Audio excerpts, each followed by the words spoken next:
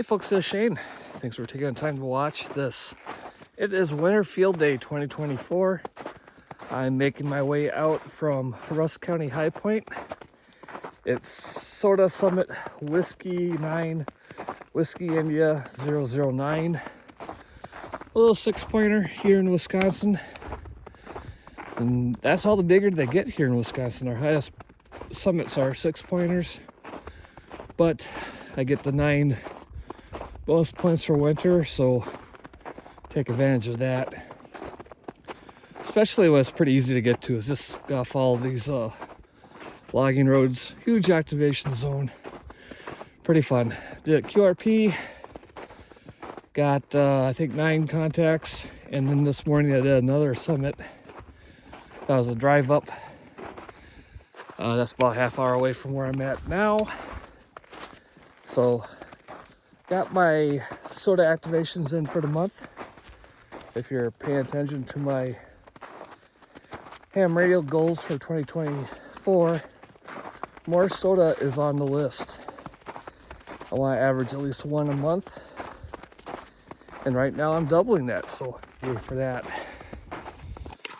Yeah, SOTA in Wisconsin is, I always joke that it's just put on a slight incline. Nothing spectacular, but it's a lot of fun.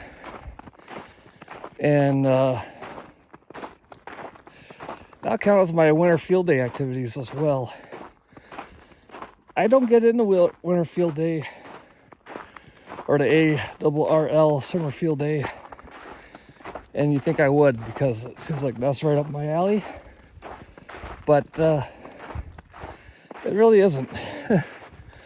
I do like the aspects of it being, more geared for group events. You get the club or a group of friends out, you set up at a park or somebody's backyard or outside the clubhouse, and you have a little fun. It's more about the socializing and the food than piling up a lot of contacts for a lot of people. But others, it is just another contest. And that's what kind of ruins it for me. Especially winter field day. I remember the first winter field day when I got my license. I was so jacked for it. I was just excited as can be because it's right in my wheelhouse, right? I went and I let me catch my train of thought there. I went and backpacked out to a remote camping site along the St. Croix River. Brought a hammock with a 0 degree quilt. Got a little fire going.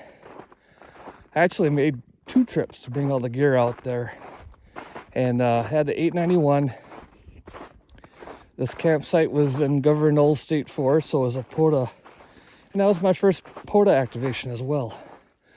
Up to that point, the only HF I did was a couple of summits on the air. So I was thrilled. Got the park activated during the day.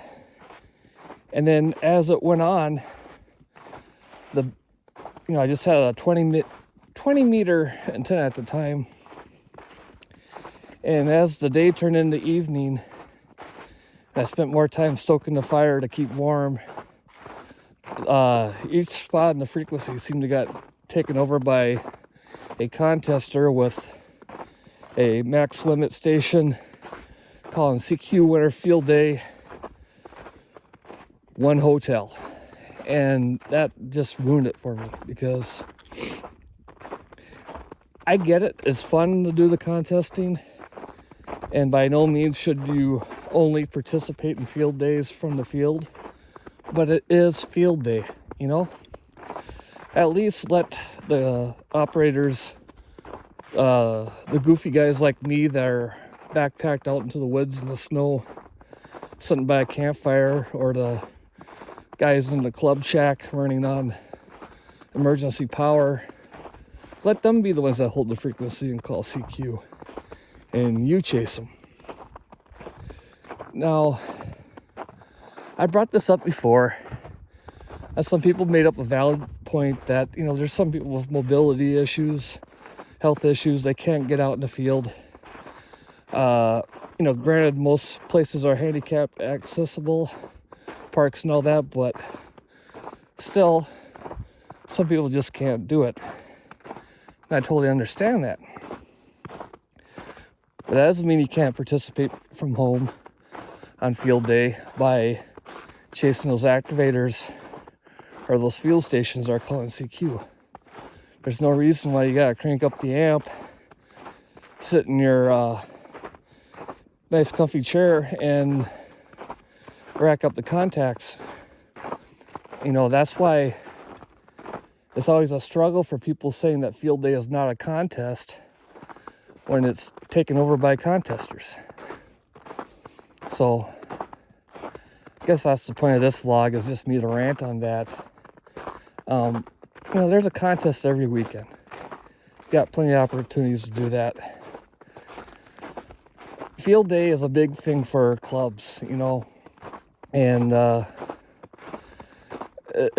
whole point of it is to test your gear, get organized, and be in a public place where you can show this hobby to others. You know, a lot of people will complain there's no youth into it.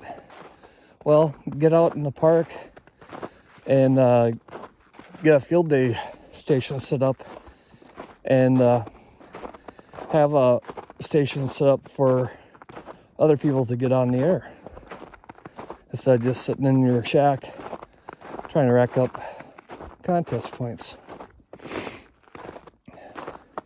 Sure, many will disagree with me, and that's cool. There's just a random guy walking in the woods talking to his camera's opinion, so take it for what it's worth. So let's get this back to positive. I got 2 activations in today for Summits on the Air.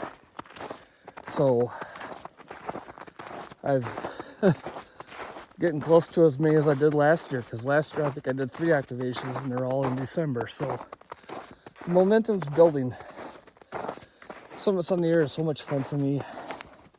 I gotta keep it up. So I'll be doing that and keeping up. I'm doing well with my CW practice. I've been doing it pretty much every day. I think I did it every day this week. So if not, I only missed one.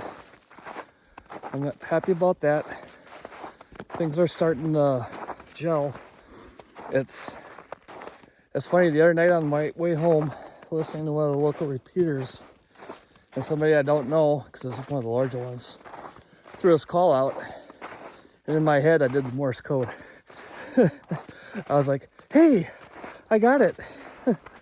So it's starting to work. I'm excited about that. All right. I've rambled on long enough, and if you're still watching, you're awesome. And I'll catch you later.